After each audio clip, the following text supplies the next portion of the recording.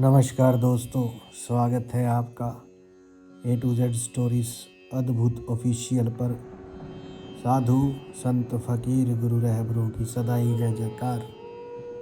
ये बात उस समय की है जब संत कबीर साहब महाराज मात्र 10 वर्ष के थे और अपने साथियों के साथ खेल रहे थे। उन्होंने देखा कि उनके कुछ साथी जो है पत्तल में भोजन जो है लेकर जा रहे हैं मंदिर में। और वहाँ पर जब जाकर उन्होंने पूछा कि ये पत्तल जो है में आप भोजन क्यों मांगते हैं, तो जो वहाँ के पुजारी थे, पंडित थे, वे बोले कि जो आपके पितर हैं, अर्थात जो आपके दादा परदादा जो गुजर चुके हैं, उनको 1 वर्ष से भोजन नहीं मिला है, तो श्राद्ध के द्वारा हम उन्हें भोजन देते हैं।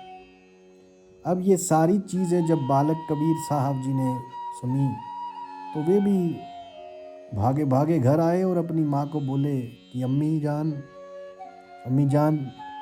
मुझे भी अपने दादा परदादा को भोजन कराना है। तो उन्होंने कहा कि दादा परदादा तो तुम्हारे गुजर चुके हैं, अब आप भोजन कैसे करवाओगे? बोली नहीं। तो कबीर साहब बोले कि नहीं, मेरे सारे साथी भोजन करा रहे हैं, सभी जो है श्राद्ध कर रहे हैं, मुझे भी करना है, मुझे भी भोजन लेकर जाना है। तो बच्चों की जो है ज़िद के आगे नीरू और नीमा जो है झुक गए। उन्होंने भोजन बनाया और भोजन जो था बनाकर कबीर साहब को दिया एक पत्तल में कि ठीक है बेटा, कहाँ करके आओगे? तो बोले मंदिर में जाना है, वहाँ पर जो पुजारी जी हैं वे इस भोजन को करेंगे और इसको भोजन करने से उनके मेरे दादा को भोजन मिल जाएगा। तो नीरू जो थे और नीमा जी जो थे, उन्होंने एक पत्तल में उन्हें भोजन देकर कहा कि ठीक है बेटा, जाओ। तो वे भी अपने साथियों के साथ जो है कबीर साहब महाराज चल देते हैं मंदिर की तरफ। और जैसे ही जाते हैं पुजारी जी के पास तो कहते हैं, अरे तू तो जुलाहे का बेटा है, तू यहाँ क्या करने आया? चला जा यहाँ से।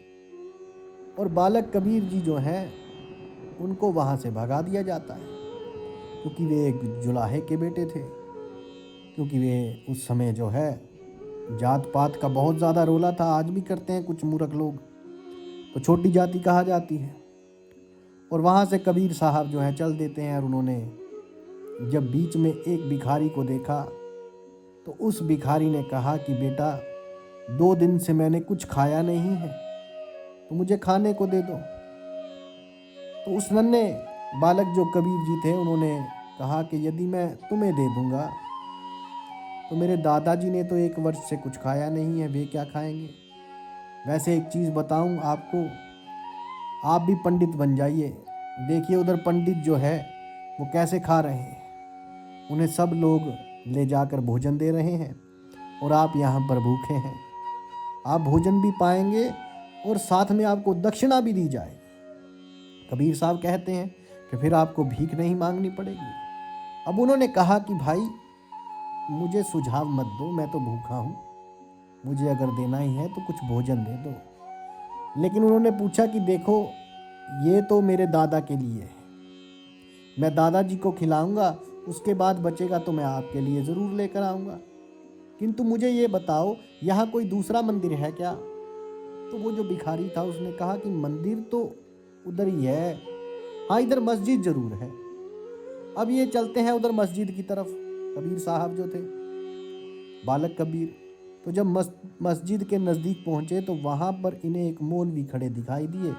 अब इन्हें तो पता नहीं था कि मौलवी क्या है और क्या है पंडित। इनको तो सभी एक जैसे लगते थे क्योंकि बहुत छोटे थे। तो कहा कि आप पंडित जी हो ना? बोला नहीं बेटा, मैं तो पंडित नहीं हूँ। बोला लेकिन आप लोग तो पंडित जैसे ही लग रहे हो, तो फिर आप कौन हो? तो उन्होंने कहा कि बेटा आपको क्या काम था? कि मेरे दादाजी, वो बोलने लगे कि मेरे दादाजी जो हैं वो 1 साल से भूखे हैं, ये भोजन अगर आप कर लेते तो मेरे दादाजी को भोजन मिल जाता, ये श्राद्ध का भोजन है। तो उन्होंने कहा कि तुम तो नीरू और नीमा के पुत्र हो, तुम ये श्राद्ध कहाँ कर रहे हो? ये श्राद्ध तो नहीं किया जाता है, मुसलमान कब से ये करने लग गए? तो उन्होंने कहा ये क्या होता है? मुझे तो नहीं पता। तो जब सदगुरु कबीर जी महाराज साहब जो बालक रूप में थे, उन्होंने ये बात कही तो उन्होंने कहा कि बेटा, जो मौलवी थे, कहने लगा कि पुत्र तुम एक काम करो, यदि तुम्हें यही करना है तो तुम मंदिर जाओ, ये गलत जगह आ गए हो तुम। बोले ये गलत जगह है, खराब जगह है। बोले नहीं, जगह तो ये अच्छी है। क्योंकि वो बोलने लगे कबीर साहब कि अगर आप बोल रहे हो कि आप गलत जगह आ गए हो, तो कबीर साहब ने कहा कि क्या ये गलत जगह है, खराब जगह है कि तुम दूसरे मंदिर में आप मुझे भेज रहे हो? बालक कबीर जी ने पूछा। तो वो कहने लगे कि नहीं, ये खराब जगह तो नहीं है बेटा। मौलवी से कहा ना कि क्या ये खराब जगह है? तो बोले नहीं, जगह तो ये अच्छी है, लेकिन तुम यहाँ गलती से आ गए हो, तुम दूसरे मंदिर में देख लो, आगे वाली गली में। तो बालक कबीर साहब ने पूछा कि फिर ये क्या है? अगर ये मंदिर नहीं है तो ये क्या है? इसकी भी गुंबद, इसकी भी चोटी वैसी दिख रही है। तो वो जो मौलवी थे वो कहने लगे कि ये मस्जिद है, ये मस्जिद है। तो कबीर साहब कहने लगे ये मस्जिद है, यहाँ क्या होता है? तो वो कहने लगे मौलवी कि ये तो अल्लाह का दरबार है। तो कबीर साहब कहने लगे अल्लाह का दरबार, अल्लाह के दरबार का क्या मतलब है? तो उन्होंने कहा जैसे मंदिर में भगवान की पूजा होती है, ऐसे ही मस्जिद में अल्लाह की इबादत होती है। तो बालक कबीर साहब ने कहा कि आप कौन हो? फिर उन्होंने कहा कि मैं यहाँ का मौलवी हूँ। कि मौलवी माने? कबीर साहब कहने लगे मौलवी माने क्या? मौलवी कौन होता है? तो मौलवी कहने लगा, बोले जैसे मंदिर में पंडित होता है वैसे ही मस्जिद में मौलवी होता है। तो कबीर साहब कहने लगे फिर तो आप दोनों एक ही जैसे हुए, इसमें भेद कहाँ हुआ? बोला हाँ, कह सकते हो कि एक तरीके के ही हैं, जैसे हैं। मौलवी कहने लगा यहाँ एक जैसे कह सकते हो। तो कबीर साहब कहने लगे, उन्होंने कहा कि फिर मेरे दादा को भोजन क्या आपके द्वारा नहीं मिल सकता? अरे यदि एक पंडित के भोजन करने से दादा को भोजन मिल सकता है, तो क्या मौलवी के खाने से भोजन नहीं मिल सकता? आप कृपया इस भोजन को खा लीजिए, क्योंकि आप भी तो मस्जिद के पंडित ही हो ना। तो उन्होंने कहा कि बेटा ये भोजन मेरे लिए नहीं है। तो बालक कबीर साहब ने कहा कि मुझे पता है कि ये खाना दादाजी के लिए है, लेकिन जब आप यहाँ पर खाओगे तो वहाँ उन्हें बिरयानी मिलेगी। आप यहाँ पर खाइए तो वहाँ पर वे बिरयानी खाएंगे। उन्होंने 1 साल से कुछ नहीं खाया, आप कृपा करके इस भोजन को खा लीजिए। तो उन्होंने कहा, मौलवी ने कहा कि बेटा तुम मंदिर क्यों नहीं चले जाते? तो कबीर साहब कहते, बोले मैं गया था वहाँ पर, लेकिन मुझे वहाँ से भगा दिया कि तुम तो एक जुलाहे के बेटे हो। तो मुझे तो समझ में नहीं आया कि मुझे वहाँ से क्यों भगाया गया। तो उन्होंने कहा कि तुम एक मुसलमान के बेटे हो, इसलिए तुम्हें वहाँ से भगा दिया गया। मौलवी कहने लगा। तो कबीर साहब ने पूछा कि ये मुसलमान ये क्या होता है? तो मौलवी कहने लगे जैसे ये हिंदू है जो मंदिर में जाते हैं, इसी प्रकार जो मस्जिद में आता है वो मुसलमान है। बोले यहाँ पर अल्लाह है, वहाँ पर भगवान है, ये अलग अलग क्या है? कबीर साहब बोले ये अलग अलग है क्या? तो मौलवी बोला नहीं, अलग अलग तो नहीं है। बोले फिर तो इसमें फ़र्क क्या है? तो मैं तो समझ नहीं पा रहा हूँ, जो काम पंडित कर सकता है क्या वे मौलवी नहीं कर सकता है क्या? अभी तो आपने कहा था कि आप दोनों एक ही जैसे हो, और खाना ही तो खाना है, इसमें लड्डू है, देखिए इसमें खीर भी है। तो उन्होंने कहा कि बेटा आप समझ क्यों नहीं रहे हो, हम दोनों पंडित और मौलवी एक जैसे होकर भी हम अलग अलग हैं। आप अल्लाह के नाम पर खा सकते हैं। मौलवी ने कहा कि हाँ मैं खा सकता हूँ। बोले फिर भगवान के नाम पर क्यों नहीं खा सकते? ऐसा क्या है ये अल्लाह और भगवान, ये दोनों अलग अलग कहाँ से आए? तो देखिए भाई रे दुई जगदीश कहाँ ते आए, ये बात आती है कि भाई ये दुई जगदीश कहाँ ते आए। कहूँ कोने बोराया अल्लाह, राम करीमा के शोहरी हजरत नाम धराया। तो पूछते हैं कि मौलवी जी ये कहाँ से आ गए, ये दो भगवान कहाँ से आ गए? अल्लाह है, कहीं राम है, कहीं करीम है, कोई केशव कहता है, कोई हरि कहता है, कोई हजरत कहता है। इतने प्रकार के नामधारी ईश्वरों की भीड़ लगी हुई है, ऐसे पागलपन लगा हुआ है। मुझे तो समझ में नहीं आ रहा, मैं यही नहीं समझ पा रहा हूँ कि इतने भगवान कहाँ से आ गए? मुसलमानों का अल्लाह है, हिंदुओं का राम है, ये कहाँ से आ गए? और आप कहते हैं कि आपके खाने से यदि मेरे दादाजी को नहीं मिला तो क्या आप कम शक्तिशाली हैं क्या पंडित से? क्या पंडित के पास ज़्यादा शक्तियाँ हैं? क्या पंडित भगवान के ज़्यादा नज़दीक है, अल्लाह के ज़्यादा नज़दीक है, और आप उससे दूर हैं क्या? तो मौलवी ने कहा कि नहीं, मैं पंडित से कम शक्तिशाली नहीं हूँ, क्योंकि अब तो ठोस लगी ना, जो अंदर जो एटीट्यूड ईगो होता है उसको ठोस लगी। तो बोले कि नहीं, मैं कम शक्तिशाली नहीं हूँ, मैं खुदा से नज़दीक हूँ, लेकिन तुम्हारा काम तो केवल मंदिर में ही हो सकता है। तो बालक कबीर साहब ने पूछा कि यहाँ क्यों नहीं हो सकता, क्या फ़र्क है मंदिर और मस्जिद में? तो उन्होंने कहा, तुम किसे मानते हो? बोले, मैं किसे मानूं, मैं तो अल्लाह को भी बोलता हूँ, मैं तो मंदिर भी दिख जाए तो राम भी, मैं तो राम और अल्लाह मेरे लिए तो सब एक ही हैं, मुझे तो इनमें कोई फ़र्क नज़र नहीं आता। तो उन्होंने कहा कि जिस प्रकार अल्लाह और भगवान, इसमें तुम्हें फ़र्क नहीं नज़र नहीं आता, लेकिन ये है तो अलग अलग। तो कबीर साहब ने कहा कि अलग अलग कैसे हैं, मुझे वही तो बताइए। मौलवी जी, मेरी अम्मी जान कहती है कि सारे भगवान एक बराबर हैं, जैसे अल्लाह है वैसे ही राम है। वो तो कहती है कि सब एक ही है, जैसे अल्लाह है ऐसे ही राम। फिर आप ऐसे कह सकते हैं कि अल्लाह और भगवान दोनों अलग अलग हैं? आप कैसे कह सकते हैं? जैसे मेरा नाम कबीर है, अम्मी मुझे कबीरा बोलती है, पापा मुझे जो है मेरे पिता वो मुझे कबीर बोलते हैं, अब्बू मुझे कबीर बोलते हैं, मेरे जो मित्र है वो मुझे किसी और नाम से बोलते हैं, कोई मुझे चिढ़ाकर बोलते हैं, कोई मुझे प्यार से बोलता है, लेकिन मैं हूँ तो एक ही। अम्मी जान तो यही कहती है कि सब कुछ एक ही है। वैसे ही शिव जी, अल्लाह, हनुमान जी, ये सब एक ही तो हैं। लेकिन ये बताइए, क्या यहाँ पर फिर सिर्फ अल्लाह ही मिलते हैं? अल्लाह सिर्फ मस्जिद में ही रहते हैं और कहीं नहीं रहते? तो मौलवी ने कहा कि नहीं, अल्लाह तो सारे जहान में है, कण कण में है। बोले, क्या वो इस सड़क में है? बोले, हाँ, यहाँ भी है। तो कबीर साहब ने बोला, ये जो पेड़ है इन पेड़ों में भी है? तो मौलवी ने कहा, बोले, हाँ, इनमें भी है। तो बोले, क्या वो सब्जी बाजार में भी मिलेंगे? तो बोले, हाँ, मिलेंगे। बोले, मंदिर में? बोले, हाँ भाई, वहाँ भी मिलेंगे। तो बोले, जब अल्लाह मंदिर में मिल सकते हैं तो मस्जिद में भगवान क्यों नहीं मिल सकते? और वैसे अगर मैं अल्लाह से कुछ मांगना चाहूँ तो क्या वो मेरी बात सुनेंगे? तो मौलवी ने कहा कि बिल्कुल बिल्कुल सुनेंगे, वे तो बच्चे की बात पहले सुनते हैं। तो कबीर साहब जो बालक रूप में थे, उन्होंने कहा कि यदि अल्लाह मेरी बात सुनने को तैयार है तो फिर आप मेरी बात क्यों नहीं सुन रहे हो? आप इस भोजन को क्यों नहीं खा रहे?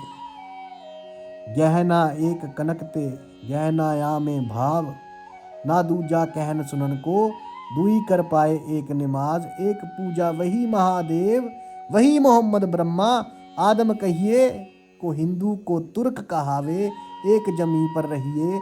बालक कबीर कहते हैं कि मेरी अम्मी जान ने मुझे सिखाया है, एक ही सोने से, स्वर्ण से अनेक गहने बन जाते हैं, अनेक आभूषण बनते हैं, किंतु सारे गहने हैं तो सोना ही। ठीक उसी प्रकार कहने सुनने में कोई नमाज अदा करता है, कोई पूजा करता है, परंतु दोनों का अर्थ तो एक ही है। महादेव कहिए चाहे ब्रह्मा का, उनमें श्रद्धा रखिए, चाहे मोहम्मद हो या आदम हो, सब एक ही तो हैं, केवल शब्दों का ही तो फर्क है। और जब सभी मनुष्य इस एक ही ज़मीन पर रहते हैं तो यहाँ कौन हिंदू और कौन मुसलमान है? क्या हिंदू किसी और द्वार से आया है या मुसलमान किसी और तरीके से आया है? अगर नहीं तो ये भेद कैसा है, क्यों है? तो जो मौलवी जी थे उनके पास इन प्रश्नों का उत्तर नहीं था। बालक ने कहा कि आप मेरी बात क्यों नहीं सुन रहे हैं?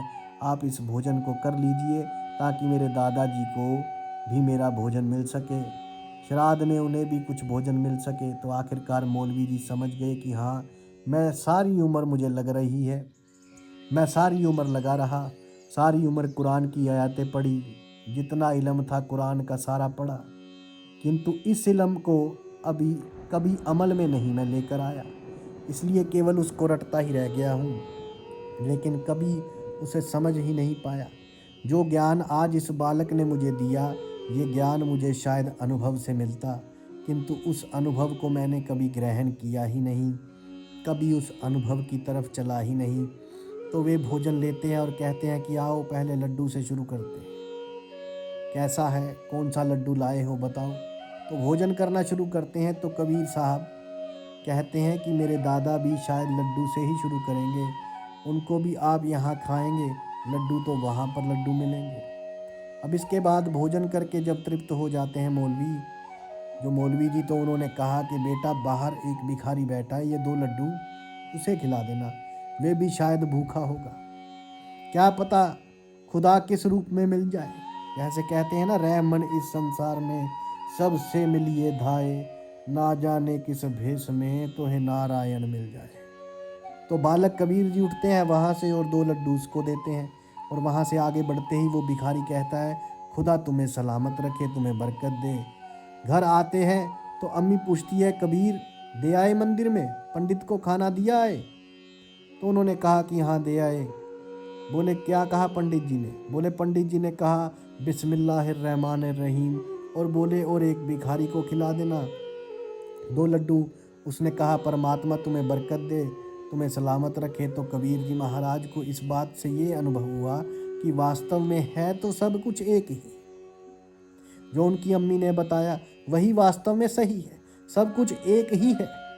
किंतु लोग अपने आप को श्रेष्ठ बताने के कारण, अज्ञान के कारण भेद में पड़े हुए हैं। सतगुरु कबीर जी महाराज साहब कहते हैं, वेद किताब पढ़े वे कुतबा, वे मौलाना वे पांडे, बेगर बेगर नाम धराए, एक मिट्टी के एक भांडे। कि देखिए, वेद शास्त्र पढ़ने वाले पंडित और कुरान की किताब पढ़ने वाले मौलवी, मतलब अलग अलग भाषाओं में अलग अलग नाम रखे हैं, परंतु सब है एक ही। जैसे एक ही मिट्टी से अलग अलग बर्तन बनते हैं, इसी प्रकार एक ही मिट्टी से ये सभी इंसान बने हैं। जिसको गुरु नानक साहब ने भी कहा था कि अवल अल्लाह नूर पाया, कुदरत के सब बंदे, एक नूर से सब जग उपले, कौन भले कौन मंदे, एकस के हम बालक। लेकिन यहाँ पर सब अपने अपने रास्ते को भूल चुके हैं। मुसलमान राम को नहीं समझते और हिंदू रहीम को नहीं समझते। तो यहाँ पर देखिए, कहते हैं कि मस्जिद करोड़ों की बनी हो लेकिन हिंदू का वहाँ नहीं जी जाता, मंदिर अरबों का बना हो लेकिन मुसलमान का वहाँ नहीं जी जाता। इससे अच्छा तो मैखाने बना देते, जिसका जी करता वहीं पियाता। अब ये मैखाना किसकी बात की गई है? गुरु रहबर के जो द्वारे हैं उनकी बात की गई है। गुरु रहबर के द्वारे और अपने भीतर का जो मैखाना है उसकी बात की गई है कि जो जाता वहाँ वहीं पे प्रभु का नाम पियाता, चाहे अल्लाह कहता चाहे राम कहता। तो यहाँ पर जो है, मुसलमान राम को नहीं समझते और हिंदू रहीम को नहीं समझते। कहे कबीर वे दोनों भूले, राम ही किनु ना पाया, ये खस्सी वे गाय कटावे, बाद ही जन्म गवाया। कि ये सब देव स्थानों पर बकरे का वध करते हैं और ये जो है कोई अल्लाह के नाम पर गाय की कुर्बानी देता है। ये कहते हैं बिस्मिल्लाहिर्रहमानिर्रहीम कि मैं शुरू करता हूँ अल्लाह के नाम से। क्या अल्लाह को ये कुर्बानी पसंद है? नहीं चाहिए उसे किसी भी जीव की कुर्बानी। ये तो सिर्फ अपने स्वाद के कारण इन्हें मार रहे हैं। खुदा को या राम को ये कुर्बानी नहीं चाहिए। सिर्फ वाद विवाद इसी में ही जन्म जो कि बहुत अमूल्य है, इसे गवा बैठते हैं ये लोग। तो सतगुरु कबीर जी महाराज साहब कहते हैं अपने 31वें शब्द में कबीर बीजक के, हंसा संशय चुरी कुहिया, गैया पीवे बछुए, दुइया घर घर सावज खेल, हेरा पारथ ओटा लेई, पानी माही तलफ भुमरी, धूर हिलोरा देई। कि देखिए हे हंस, तुम्हें जो संशय की छुरी है, ये संशय की छुरी कत्ल कर रही है। तुम्हारे मन में जो ये संशय है, हिंदू का मुसलमान का, कहीं कुछ, तो इस संशय के कारण बटे हुए हो और यही संशय, इसी की छुरी तुम्हें कत्ल कर रही है। आश्चर्य की बात तो ये है कि माया रूपी गाय ये दूध पी रही है और जीव रूपी बछड़ा उसका दूध पिया जा रहा है। मतलब बछड़ा दूध दे रहा है और माया रूपी गाय वे दूध पी रही है। और जो जीव है, जो बछड़ा, जीव रूपी बछड़ा है, उसका दूध पिया जा रहा है। मतलब बछड़ा दूध दे रहा है और माया रूपी गाय वे दूध पी रही। तो ये बछड़ा कौन है? ये है जीव। इस जीव रूपी बछड़े को निस्तेज किया जा रहा है, इसका दूध पिया जा रहा है। मतलब कि माया जो है धीरे धीरे इस जीव का जो समय है, जो कीमती सांसें हैं, उन्हें छीनती जा रही है। घर घर में शिकार खेला जा रहा है, आखेट खेला जा रहा है। और शिकारी भाग रहा है और छिप रहा है। मतलब जो विषय मन है वो जीव का शिकार करता है। वास्तव में क्या करता है? शिकारी शिकार को मारता है, किंतु यहाँ शिकारी कौन था? मन, जिसको साधना चाहिए था। किंतु यहाँ मन उल्टा जो जीव है उसी का ही शिकार कर रहा है। तो यहाँ पर सतगुरु कबीर जी महाराज साहब यही चीज़ समझा रहे हैं कि देखिए किस प्रकार ये मन इस जीव का शिकार कर रहा है और ये जीव छिप रहा है। कहाँ छिपता है ये जीव देवी देवताओं की शरण में भाग कर जाता है और वहाँ पर बचना चाहता है। किंतु एक चीज़ ज़रा सोचो कि क्या ये देवी देवता इस जीव को बचा लेंगे? देवी देवता वे तो स्वयं ही मन के चक्कर में फंसे हुए हैं। ब्रह्मा ने इस मन के वश में होकर, इस माया के वश में होकर देखिए कितने कुकृत्य किए, कितने छल किए विष्णु ने। बताइए जो देवी देवता हैं, क्या इन्होंने छल नहीं किए? राजा बलि को नहीं छला या फिर इंद्र ने अहिल्या को नहीं छला? किसने छल नहीं किया? ये सभी तो मन के ही गुलाम हैं। और जब मन के गुलाम हैं तो तुम्हें मन से मुक्ति कैसे देंगे? कैसे तुम्हें बचाएंगे? यही नहीं, शीतल जल में पड़कर जो बालू है वे गर्म हो गया है। वास्तव में क्या है? वास्तव में जल में पड़कर बालू ठंडा हो जाता है। तो सदगुरु कबीर जी महाराज साहब कहते हैं, नहीं पड़ के बालू वो गर्म हो गया है कि धूल में तरंगे उठ रही। तो यहाँ शीतल जल क्या है? आत्मा। और बालू क्या है? मनोवती। मनोवती और जो धूलवल तुच्छ कल्पनाएं हैं वे तरंगे हैं। मतलब जो आत्मा है, आत्मा रूपी शीतल जल में ये मनोवती जो है जब पड़ती है तो ये शांत हो जानी चाहिए, किंतु हो उल्टा रहा है। ये मनोवती जो है ये इन कल्पनाएं रूपी तरंगों को और ज़्यादा उठा रही है। और तो और धरती बरसती है और जबकि बादल भीग रहे हैं और ऊंचे ऊंचे टीले भी पानी में डूब गए हैं और तैरने लायक हो गए हैं। तो यहाँ पर सतगुरु कबीर जी महाराज साहब क्या कहते हैं? धरती बरसे बाद बीजे, भीट बये पिराऊ, हंस उड़ाने ताल सुखाने, चहले बिंदा पाऊ। ये सब उल्ट भेद की वाणी है। कबीर जी महाराज साहब क्या कहते हैं कि देखो धरती बरस रही है, बादल भीग रहे हैं, टीलों में पानी भर गया, अब ये तैरने लायक हो गए हैं। इसका भेद क्या है? मतलब जो कल्पनाओं का आधार हार होने के कारण बुद्धि जो है वे काल्पनिक वर्षा कर रही है। काल्पनिक वर्षा और जो जीव है ये जीव उमड़ घुमड़ कर भीग रहा है उसी कल्पनाओं में। तो धरती पर से धरती कौन हो गया? धरती हो गई जो आपकी ये बुद्धि है। इस बुद्धि की कल्पनाओं में ये जीव भीग रहा है, लगा हुआ है कल्पनाओं में। और जैसी ये कल्पना करता है ये संसार इसके लिए वैसा ही होता चला जाता है। टीले रूपी बड़े बड़े जो ज्ञानी मुनि हैं वे भी डूब रहे हैं। तो यहाँ पर टीले कौन हो गए? ज्ञानी मुनि। तो देखिए कितने मुनि दुर्वासा क्रोध में आ गए, दुर्वासा क्रोध में गए, विश्वामित्र काम के वशीभूत हो गए। कितने ही ऋषि मुनि होंगे जो बह गए। तो सदगुरु कबीर जी महाराज साहब कहते हैं, सोचने योग्य बात तो ये है कि हंस पहले उड़ गए, ताल बाद में सूखा। और फिर भी हंस का पैर कीचड़ में फंस गया कि हंस उड़ गया फिर भी कीचड़ में फंस गया। हंस उड़ाने ताल सुखाने, चहले बिंदा पाऊ। अब बताइए क्या इसका मतलब हुआ?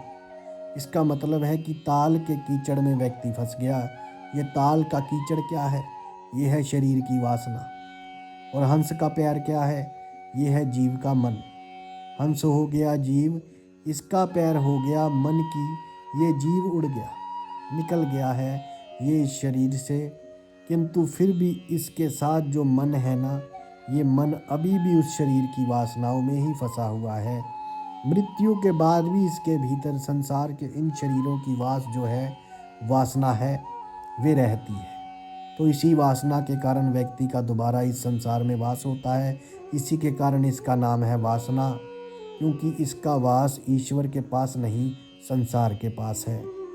तो सदगुरु कबीर जी महाराज साहब कहते हैं, जो लो कर डोले पगु चालो, तीसो आस न कीजे, कहे कबीर जेह चलत न दिसे, तासु वचन का लीजिए। कि हे मनुष्य, जब तक हाथ पैर चलता है तब तक किसी और की आशा मत करो। सतगुरु कहते हैं कि जो मायावी वस्तुएं देख रहे हो, जिनकी आप प्रशंसा कर रहे हो, ये सब साथ नहीं जाने वाली। आपके ये सब तो यहीं रह जानी है और यहीं की यहीं धरी रह जाएगी। तो इनकी क्या प्रशंसा कर रहे हो कि अरे कितना सुंदर शरीर है, अरे कितने अच्छे गहने हैं, अरे कितना अच्छा मकान है, कितनी अच्छी कोठियाँ हैं। क्या ये आपके साथ जाएंगे? नहीं। जो आपके साथ ही नहीं जाएगा वे अच्छा काहे का। ये सब तो यहीं रह गया। तो साहब कहते हैं, जो आता है उसे आने दो, जो जाता है उसे जाने दो। किसी चीज़ से मुँह मत रखो। जो भोगने की चीज़ है उसे भोगो और जो त्यागने के योग्य चीज़ है उसे त्याग दो। इसके आगे पीछे भागने की आवश्यकता नहीं है। ये सब कुछ मन का ही तो भ्रम है। ये सब कुछ इंसान की बुद्धि का पैदा किया है। जैसे हिंदू और मुसलमान इंसान का ही बनाया हुआ है। परमात्मा ने किसी को नहीं बनाया। ऊपर तो 2.5 जाति बनी थी, आधा शिव, आदि सती और आदि जात महंतों की, तो 2.5 जात बनी ऊपर। तो सतगुरु कबीर जी महाराज साहब कहते हैं, कबीर साहब अपने अनुभव से बताते हैं, बालपन के अनुभव से, कि ये भाई रे दुई जगदीश कहाँ से आया। ये 2 जगदीश कहाँ से आ गए? किसका बनाया हुआ है? मन का बनाया हुआ है। मन ने कहा कि हम दूसरे से श्रेष्ठ बन गए, हम मुसलमान। मन ने कहा कि नहीं, हम दूसरे से श्रेष्ठ हैं, हम बन गए हिंदू। परमात्मा ने तो इंसान पैदा किया था, लेकिन हम यहाँ हिंदू और मुसलमान बन गए। कितना खुश हुआ होगा वे परमात्मा बना के हमें, और हमने सृष्टि को, कि मैंने सृष्टि का सबसे उत्तम जीव बनाया है, जिसके भीतर ये जीव अपनी उन्नति को प्राप्त कर सकता है, अपने स्वरूप को प्राप्त कर सकता है, ये मुक्ति को प्राप्त कर सकता है। लेकिन जब देखता होगा वो कि अरे मैंने इतनी उत्तम चीज़ बनाई थी, लेकिन सब कीड़े मकोड़े बन गए, सब वासनाओं में घिरे पड़े हैं। माखी गुर में लगी रहे, पंख रहे लिपटाए, हाथ मले और सिर धुने, लालच बुली बलाए।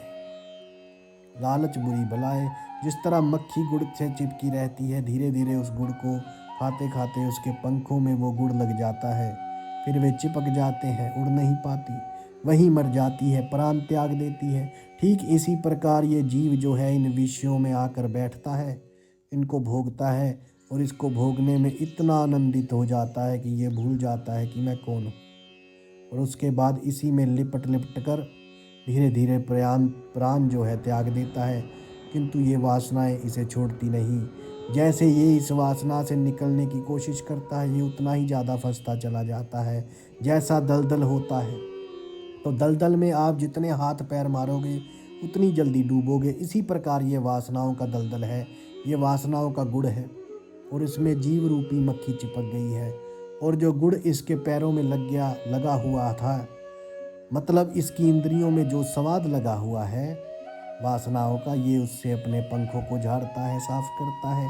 किंतु वास्तव में वे साफ होने की बजाय ये विषय रूपी जो वासनाएं हैं, ये इसके पंखों की ओर लिपटती चली जाती, और धीरे धीरे ये मृत्यु को प्राप्त हो जाता है। किंतु वासनाएं नहीं छूटती, अंत समय आ जाता है फिर भी नहीं छूटती।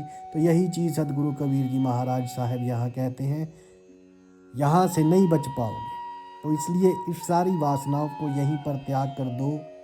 इनसे तभी बच सकते हो, अन्यथा ये जीव शरीर को छोड़कर चला जाएगा, किंतु शरीर का जो ताल है वे भी सूख जाएगा, परंतु तुम्हारा जो पैर है, कौन सा मन, इस जीव का मन इस शरीर की वासनाओं में ही फंसा रह जाएगा।